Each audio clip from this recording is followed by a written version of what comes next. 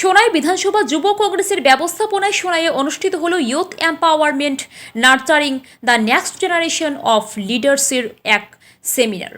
শনিবার বিকেলে সোনাই মাল্টিপারপাস হলে আয়োজিত যুব কংগ্রেসের এই সেমিনারে যুবাদের উন্নতিতে বিভিন্ন দিক তুলে ধরা হয়। অনুষ্ঠানের প্রধান অতিথি হিসেবে উপস্থিত ছিলেন বরখলার বিধায়ক মিসবাহুল ইসলাম লস্কর। তিনি যুব কংগ্রেসীদের আরও শক্তিশালী হওয়ার আহ্বান জানান। শুরুতে অনুষ্ঠানের উদ্দেশ্যে ব্যাখ্যা করে বক্তব্য রাখেন সোনাইয়ের যুব কংগ্রেসের সভাপতি রাকিব মজুমদার। অনুষ্ঠানে যুবাদের বিভিন্ন প্রসঙ্গ তুলে ধরে ও বর্তমান রাজনৈতিক প্রেক্ষাপটকে সামনে রেখে বক্তব্য রাখেন জেলা কংগ্রেসের সংখ্যালঘু বিভাগের চেয়ারম্যান আনসার হোসেন লস্কর, সোনাই বিধানসভা যুব কংগ্রেসের প্রাক্তন সভাপতি ইজাজ হোসেন লস্কর, জেলা কংগ্রেসের প্রাক্তন সাধারণ সম্পাদক আজমল হোসেন লস্কর, জেলা কংগ্রেসের সহসভাপতি খসরু আলম চৌধুরী, বাবুল আহমেদ বড়ভূয়া প্রমুখ। Bureau report, daily Barak.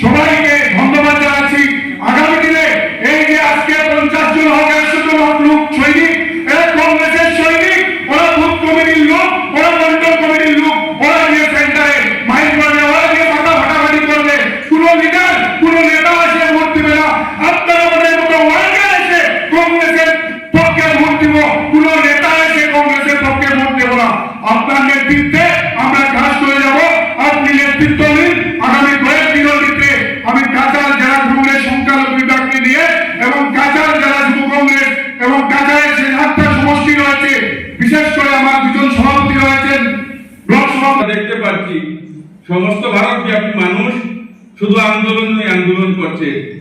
সেই আন্দোলনের প্রতিবাদ যখন সাধারণ মানুষ সাব্যস্ত করতে যায়, বিজেপি তার পুলিশ তার প্রশাসন যন্ত্রকে ব্যবহার করে কংগ্রেসের আওয়াজ দমানোর চেষ্টা করে। কিন্তু সাধারণ মানুষ বর্তমানে সচেতন হয়ে পড়েছে। সাধারণ মানুষ বিজেপির এই বার্তাবাজিতে আর কান দেবে না। আগামী দিনে সাধারণ মানুষ কংগ্রেসের পক্ষে রায়দান দেবে। সমস্ত ভারতবর্ষে রাহুল গান্ধীজির নেতৃত্বে, আসামে গৌরব গগৈর নেতৃত্বে, ভূপেন বরা মহাশয়ের নেতৃত্বে কংগ্রেস আবার সমভিমায় ফিরে আসবে। কংগ্রেস আবার সরকার গঠন করবে। অন্ধকার যখন হয়, সকাল হওয়া অনিবার্য, সকাল হতেই হবে। আমরা কংগ্রেস কর্মকর্তারা কোনোদিন ভাবিনি বিজেপি এইভাবে ক্ষমতায় আসবে। বিজেপি ক্ষমতায় এসেছে, আজকের দিনে ওদের অহংকার হয়েছে। ওরা ভাবছে কংগ্রেস আর ক্ষমতায় আসবে না। আজকের সময় আমি বলতে চাই, আপনারা মনে রাখবেন, আগামী কিছুদিনের মধ্যে সমস্ত ভারতবর্ষে কংগ্রেস ফিরে আসবে। এই সমষ্টি থেকে আবার কংগ্রেসের বিধায়ক নির্বাচিত হবে। শুধু সময়ের অপেক্ষা। আর যারা গুয়াহাটিতে বসে সোনাই সমষ্টিতে মধ্যে মধ্যে দৌড়ে এসে ঘুরে যায়, তাদেরকে বলতে চাই, সোনাই সমষ্টির ভোটারকে সময়ে টাকা দিয়ে কেনার যে চিন্তাধারা, সেটা আপনারা বাড়িতে বসে শুধু চিন্তায় থাকবে, গোটার টাকা নেবে, কিন্তু সময় আপনাদের উপযুক্ত যেটা শিক্ষা দেওয়ার সেটা দেবে।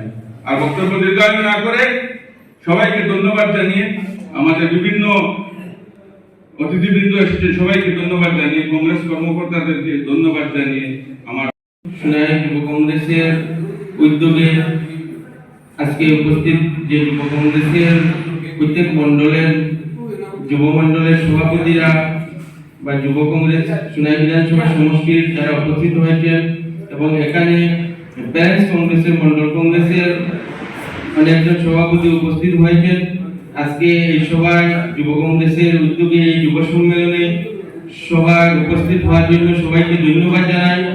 এবং আজকে আমার যুব ভাইদের এবং বিশেষ করে এনএসএস বাইরে উপস্থিত আছেন আমাদের নেতারা, আমাদেরকে কিভাবে কাজ করতে হবে আমাদেরকে একটি দিশা দিয়েছেন।